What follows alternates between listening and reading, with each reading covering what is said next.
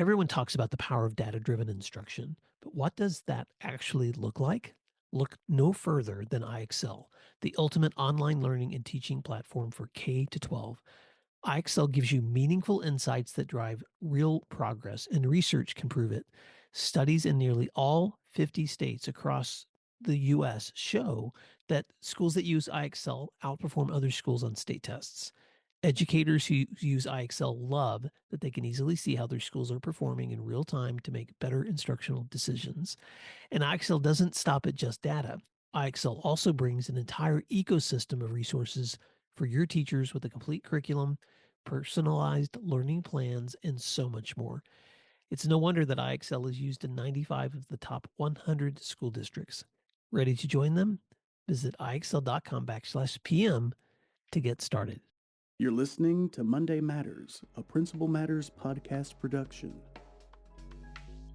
Hi, friends. This is Will Parker back with my co host, Dr. Jen Schwanke, for another Monday Matters. Jen, we made a promise a couple of weeks ago when we were talking about a question from a listener on one of our flagship shows where we just do the 5-minute Q&A that we were going to revisit that question in a deeper dive. And so here we go. Monday Matters.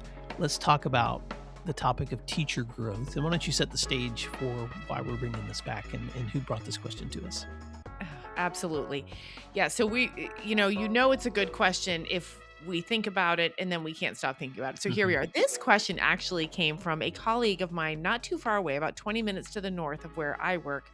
Her name is Kat Stathalis, and she is what a fascinating background, by the way. Let's just talk about who Kat is. Mm. She is currently an assistant principal at Olentangy Liberty High School, which is in Powell, Ohio, kind of the northwest area of above Columbus. And Kat started her career as a writer, mainly a speechwriter. And then she became a high school English teacher. And I think that's relevant because her question really is about how we can continue to push kids and push teachers to push kids. And so just knowing that Kat was a writer, a speechwriter, and then is now teaching the next generation of writers just helps set the stage. So then Kat moved into district level roles. She supported new teachers. She led PD. She wrote curriculum, including district level courses.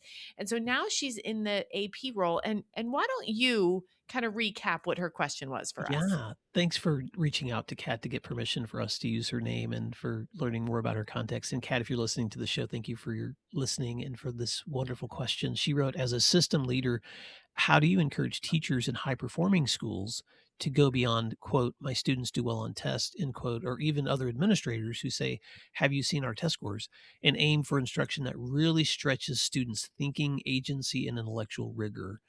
I'm especially curious how you do this when current success metrics and evaluations tend to reinforce the status quo. Wow. And you were right. We talked about this. So if you want to go back to the last flagship show, the Q&A there, Jen and I'm just going to mention the things we said last time, Jen. Leaders must remember the realities of the teenage brain. Rigor does not require more assignments or heavier workloads. Another key measure of success is readiness. And then I shared just a tool of the intentional use of levels of questions. So we're not going to revisit those now, but I do want to take some time, since the Monday Matters gives you and I an opportunity just to go a little deeper. What are some thoughts that you wanted to add as we continue part two of this conversation? Yeah, I kept thinking about this and how, I'm in a district with it's very diverse and there's some very high performing students and there are some students who have a lot of ground to make up, so to speak. And this is always at the forefront of my mind. And what I do want to say, and I hope I don't offend anyone with this, but sometimes in those high performing schools and districts, the students do very well on tests, but there are a whole different host of problems that may not exist in situations where students aren't as high performing, such as sometimes immense parental pressure, Mhm.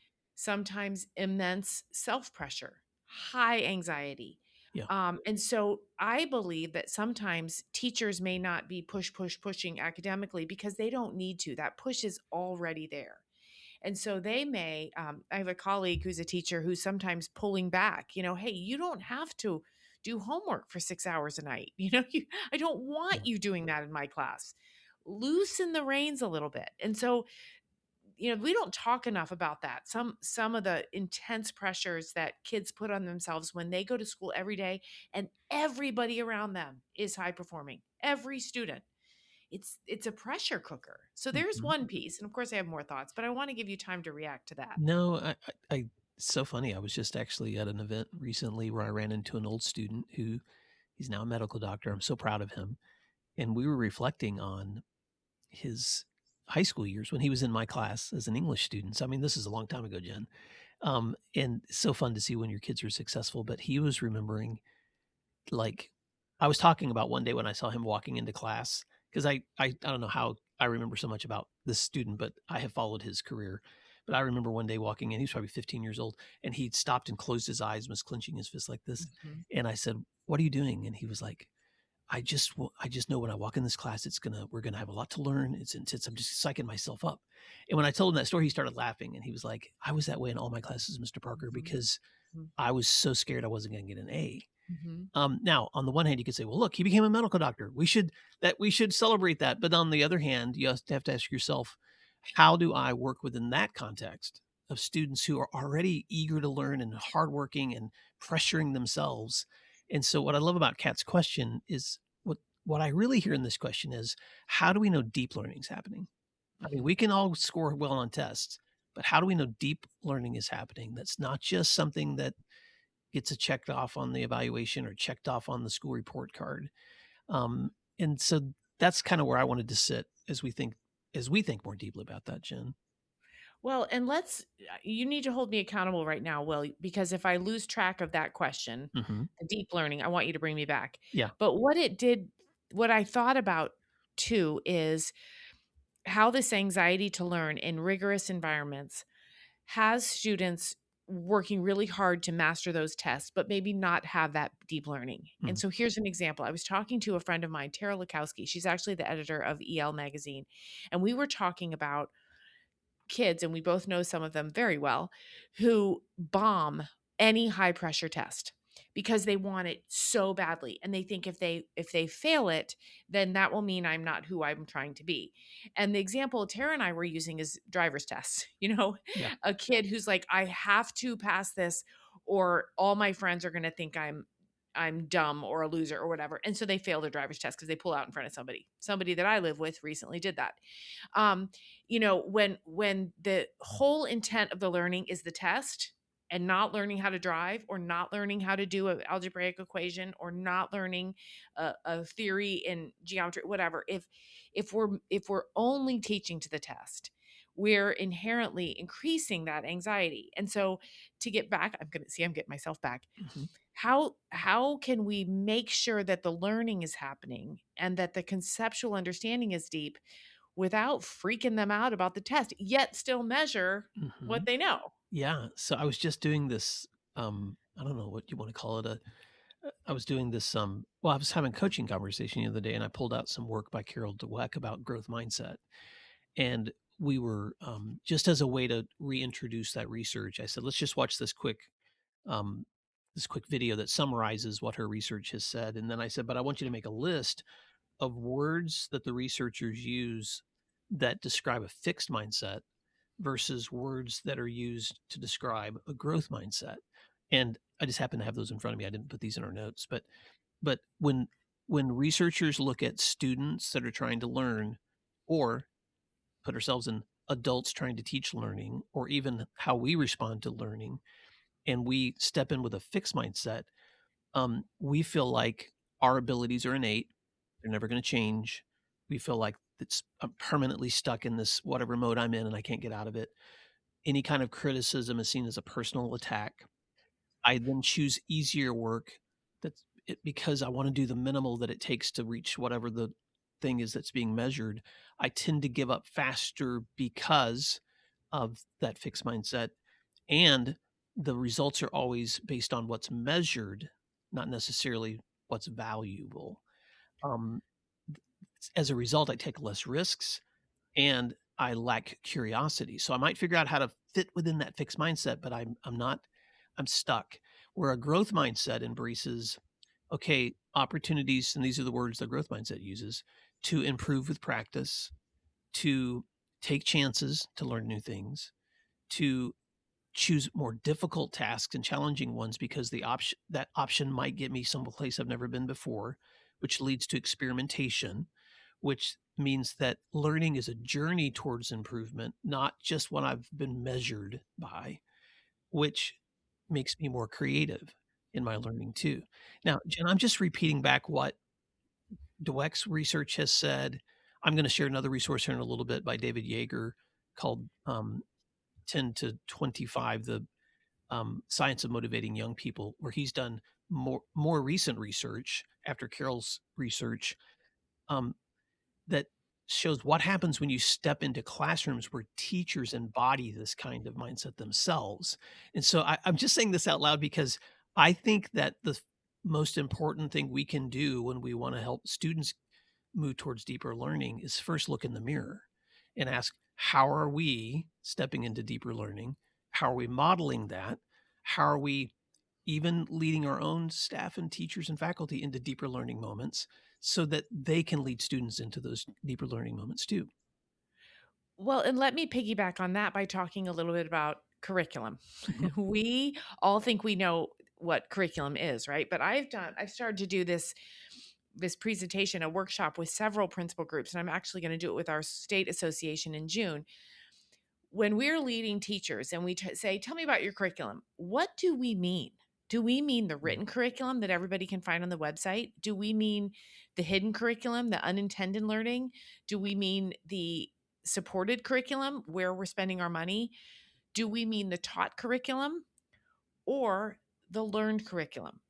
Or the tested curriculum. Yeah. All of those are very different curriculums, right? And so I think that's a great way for principals to start with teachers. When you're teaching, what is your eye on? Is it on what's tested? Is it on what's learned? Is it on what's on the state website that you've got to check, check, check, check, check? What kind of learning is happening and does it align with your intentions? Because if the teacher says, well, the tested curriculum, obviously, I would I would answer back with, "Well, what are they learning? And Yeah. how does that align with your written expected curriculum? What may not be being taught, that excluded or hidden? And then how does that transpire into test results?" Yeah. So I'm already trying to imagine what people hear us saying versus what Right. I may be trying to say. So I'll just go ahead and speak to those objections because someone may be going, "Are you guys saying don't teach the test?" And the answer would be, "Yeah." But also, what we are not saying is don't teach to the standards because the standards are what benchmarks you want to set for student growth and student learning based on age and development and the progression of curriculum over time. But what's um, and I know that measurement matters. We all get measured in some ways, especially by report cards and by state assessments and all those things, Jen. But what I'm hearing you saying is yes, measurement matters, but learning matters more. And and here's the amazing thing: when we embrace the kinds of methods and mindsets and practices that lead students into deeper learning, they inevitably score better. And Right. and so it's a and I think deeper learning can happen. So for at the risk of and we're gonna fill the time here with our Monday Matters, but at the risk of going too deep, but I want to share a couple of sources. I'm gonna just pull up two former guests. One that her work is very not always elementary focused, but often in that world, and then one guest who's more like secondary focused. So um episode 177, a long time ago, I interviewed Leanne Nicholson. I had met her at a conference. I had seen her present, and I was like, Leanne, thank you for bringing me back to the basics of what teaching should look like. And she just has this very simple four cycle thing she reminds teachers of all the time: chunk, chew, check, change. That that in every learning cycle, you have to take those really big concepts and break them down smaller so that they can be mastered. But then you have to give opportunities for students to process and discuss and apply and experiment and connect that to prior knowledge before it can sink into their long term memory. But then you have to check for understanding, which means that your assessments are all a part of seeing did they learn. And so it's not just a matter of a grade, it's the ability to identify what they learned and what they didn't. And then you change your instruction based on that evidence. So if I see that they're grasping those concepts, they're mastering them, they understand that, we move forward. If not, I reteach, I scaffold, I differentiate, all those things that have to happen, Jen. And I think that may be the quickest I've ever explained a learning cycle. And I don't know why we're hurrying. We're acting Well, like it's because like a because Q&A. well, I know why, because listeners may not care, but you and I know we try to record like 4 sessions together whenever I get you in a room. So this Monday Matters is only one of the times that that we get to talk today. You know Source number 2, before I go to source number Go 2, ahead. anything you wanna say about that? No, I'll hold it. I Okay. will remember. Source number 2 is kind of, I think, more of a secondary application, and that's David Yeager's book I mentioned earlier, 10 to 25, episode 420. So, and Emily will put all these links in the show notes. But what I loved about David Yeager's work around mindset, mentor mindset, all those applications of Carol Dweck's earlier work, is he actually goes and spends a lot of time studying highest performing teachers in places you would be surprised that are high performing. So Sergio Estrada, that we all saw on the Stand By Me movie, I think that's what it was called, the AP teacher, that movie that was so popular. There's a lot of myth and misnomers in that movie version. In the real version, his approach was all about helping students normalize struggle, helping them figure out how to explain their thinking, and bringing them together in communities of learning so that they were being able to master these tests and raise their SAT scores. And so he also spends time in the classroom of Yuri Treisman, a calculus professor who was at Berkeley, and now he's at the University of Texas at Austin, because he was able to take students who normally would drop out or struggle in calculus, and he had the highest grades among his peers, and the question for Yeager was why. And so again, he most math classes you think about sit and get, but instead his model is all about creating a an environment of belonging where where these learners together, they're seeking together, they're looking for strategies, they're looking for that productive struggle that helps them get to the place where they can understand and master these concepts, in a place where the teacher is holding them to really high expectations, but is equally giving them as high support as they need to find the answers to their problems. And then the third person, I'm just pulled 3 from his research, Arlene Heath, who, teaches at University High School in Urbana, Illinois, at least she did at the time of this research. She is, just another one of these teachers. I'm not gonna unpack all of her, um, approaches, but again, she was able to see her students performing in ways, especially students in demographics that typically are not performing high, um, closing those disparities. And so, so I just couldn't help it, Jen. I thought, okay, we can talk about this, but we could also point people to people that are doing it every day. Mhm. And there's some wonderful other resources out there. And I'd love to hear from Principal Matters listeners, but let me let you wrap up our thoughts as we've talked about this through our Monday Matters. Well, first of all, thank you for bringing the research. Thank you for bringing resources. And thank you too for in the middle of this episode for saying what we're trying to say is because we were all over the place and that's okay. One of the things I used to do when I taught, and it's my favorite tool. It's my favorite tool as a parent, as a leader, as a teacher. And I taught back when dirt was new. So this has been a long time. But I would say to my students, okay, I want you to tell me that in a different way. Or I would say to my students, I'm going to ask this in a different way. Let's see if you still get the concept. Mm. If I'm Kat and I'm leading teachers and I want them to show me that kids are really learning it deeply, that's the way to do it. Hey, I'm going to scramble this question up. Mm. The test is going to be in a different order than the review sheet. Um, I need you to say that back to me using different words, right? That's how we know if it's really sinking in. So those questions I think are best done in person through a Mhm. conferring model.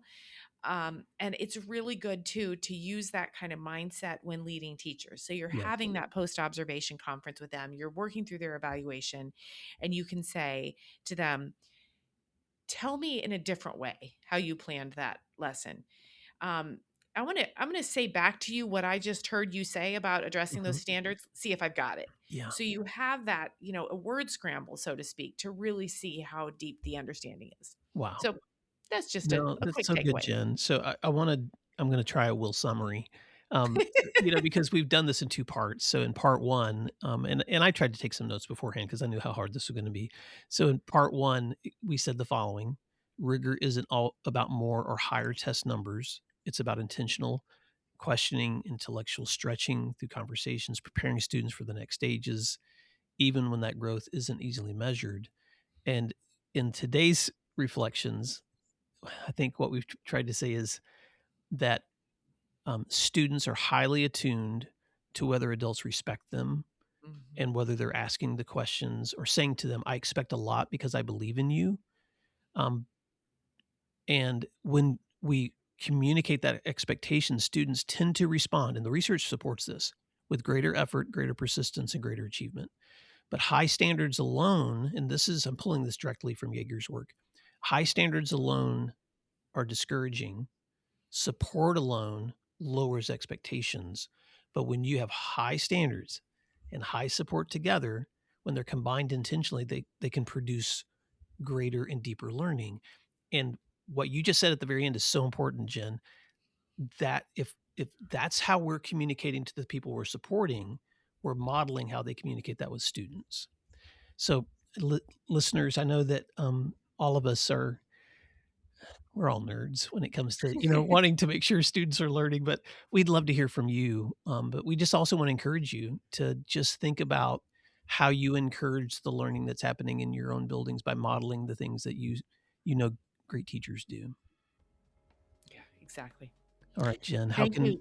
yeah, Thank you to Kat for gosh, yeah. Kat, you really did make us think. Yeah, So, you made thank our you for brain that. spin. So Yes, thank you, exactly. Kat. And if anyone else has other questions you'd like us to chew on, please reach out to us. Jen, how can listeners stay connected with you? Yep, they can find me at jenschwanke.com. And you can always find today's resources and other um, podcast episodes I've mentioned at williamdparker.com. Thanks for listening.